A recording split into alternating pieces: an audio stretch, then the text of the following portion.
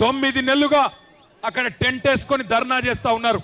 ముఖ్యమంత్రి నువ్వు మా ఓట్లతో గెలిచినావు, మా మాట విను, ఈ నిర్ణయం మార్చుకో అని చెప్పిండ్రు.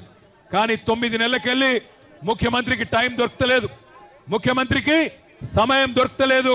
సొంత నియోజకవర్గంలో ఓటేసి గెలిపించిన అక్కడి ఆడబిడ్డలు, గిరిజన ఆడబిడ్డలను కానీ అక్కడ ఉన్న దళిత అన్నదమ్ములను కానీ కలుసుకునే టైం ముఖ్యమంత్రికి లేదు. ఎక్కే విమానం, దిగే విమానం, ఢిల్లీకి పోవాలి రావాలి 28 సార్లు పోయిండు, 28 రూపాయలు కూడా తేలేకపోయిండు. అట్లాంటి ముఖ్యమంత్రి ఈరోజు సొంత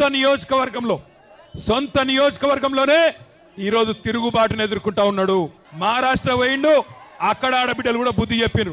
వీడు పచ్చి లంగా తెలంగాణలో ఆడబిడ్డలను మోసం చేసిండు, మమ్మల మోసం చేసేందుకు వచ్చిండని చెప్పి మహారాష్ట్రలో ఉన్న ఆడబిడ్డలు చైతన్యం ప్రదర్శించిండ్రు, కాంగ్రెస్ పార్టీని తన్ని ఎలగొట్టిండ్రు.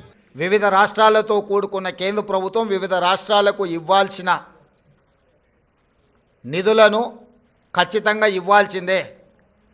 రాజకీయ పక్షపాత వైఖరితోనే నిర్లక్ష్యం వహించిన లేకపోతే అన్యాయం చేసినా ప్రస్తావించడానికి పర్యటన చేయాలి. మన అంశాలను వాళ్ళ దృష్టికి తీసుకెళ్లకుండా రాష్ట్రానికి నిధులు వస్తాయనో అనుమతులు వస్తాయనో ఫామ్ హౌస్లో పండుకుంటే రాష్ట్ర ప్రజలకు ప్రయోజనం ఉండదు. అందుకే ఎన్నిసార్లైనా వెళ్తాము ఢిల్లీకి, తప్పకుండా ఢిల్లీ నుంచి రాబట్టుకోవాల్సిన నిధులను అన్నిటినీ రాబట్టుకుంటాము. అప్పుడే తెలంగాణ రాష్ట్రం అభివృద్ధి జరుగుతుంది, తెలంగాణ రాష్ట్ర హక్కులను మనం కాపాడిన వాళ్ళం అవుతాము.